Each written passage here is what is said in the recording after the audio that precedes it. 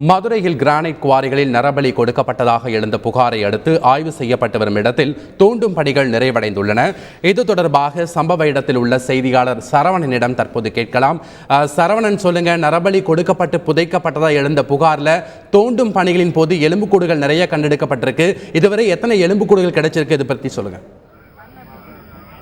மதுரையில் கிரானைட் குவாரிகளில் நரபலி கொடுக்கப்பட்டதாக மதுரை கீழவளவைச் சேர்ந்த செங்கொடியோன் என்பவர் சேவற்கொடியோன் என்பவர் ஒரு புகார் கொடுத்திருந்தார். அந்த புகாரின் அடிப்படையில் இன்று காலை 9 மணிக்கு மலம்பட்டி என்ற பகுதியில் இருக்கக்கூடிய சுடுகாடு பகுதியில் இன்று காலை 9 மணி முதல் தோண்டும் பணிகளாக தொடங்கியது. அவர் காட்டிய இடத்தில் தோண்டினார்கள்.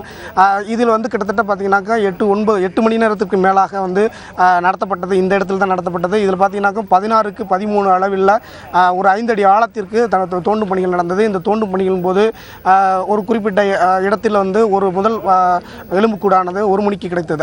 அதனைத் தொடர்ந்து படிப்படியாக கூடுதலாக மொத்தம் ஒரு குழந்தையின் எலும்புக்கூடு உட்பட மொத்தம் 4 எலும்புக்கூடுகள் கண்டெடுக்கப்பட்டுள்ளன. இந்த கண்டெடுக்கப்பட்ட எலும்புக்கூடுகள் எல்லாம் தற்பொழுது வாளிகளில் தனித்தனியாக அந்த எலும்புக்கூடின் தன்மைக்கு ஏற்ப அடைத்து வைத்து அதை பத்திரப்படுத்தியுள்ளனர் காவல்துறையினர்.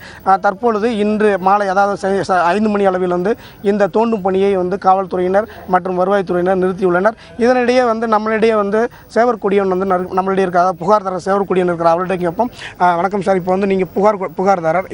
இன்று நடந்த இந்த தோண்டுதல் வேலையில் உங்களுக்கு எந்த மாதிரி, அதாவது நீங்கள் கொடுத்தது 2 பாடின்னு சொன்னீங்க, இப்போ 5 பாடி வரை எடுத்துருக்காங்க. 4 பாடி ஒரு குழந்தையோட பாடி எடுத்துருக்காங்க. ஆக்சுவலாக நீங்கள் சொன்னது 2 பாடின்னு சொல்லியிருக்கிறீங்க. இப்போ இது எந்த வகையில் நடந்திருக்கும்? மேலும் எதுவும் பாடிகள் இருக்கா? இது எல்லாமே நரபலி கொடுக்கப்பட்டதா, இல்லை உள்ளூர் பாடிகளும் அதில் இருக்கா? உள்ளூர் பாடி அந்த பக்கத்தில் இருக்குது. நான் கொடுத்த சம்மந்தப்பட்டதில் நான் சொன்ன மாதிரி 2 பாடி இருக்குது அதில்.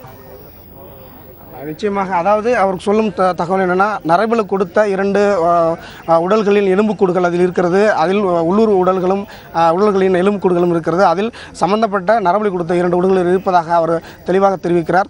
இந்த சூழ்நிலையில் தற்பொழுது இந்த தோண்டும் பணியானது தற்பொழுது நிறுத்தப்பட்டுள்ளது. சரவணன், நீங்கள் குறிப்பிடும்போது சொன்னீங்க தோண்ட நிறைய எலும்புக்கூடுகள் கிடைத்துக் கொண்டிருக்கிறது.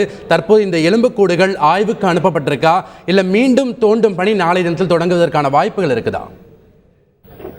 நிச்சயமாக, அதாவது ஒவ்வொரு எலும்புக்கூடும் கிடைக்கும் போதும், அதாவது காவல்துறையினரும் வருவாய்த்துறையினர் மற்றும் மருத்துவ குழுவினர், தடயவியல் அறிவியலர்கள் வந்திருந்தாங்க. அவங்கெல்லாம் அந்த ஒவ்வொரு எலும்புக்கூடையும் தனித்தனியாக அந்த முக்கிய பாகங்கள் என்ன சொல்லக்கூடிய முக்கிய எலும்புகளை சேகரித்து ஒரு வாளியில் அடைத்து தனித்தனியாக அதற்கு இப்போ எத்தனை மணிக்கு எடுத்தார்கள் என்றெல்லாம் கோடிட்டு அதை தனியாக வாளிகளில் மூடி வைத்தனர்.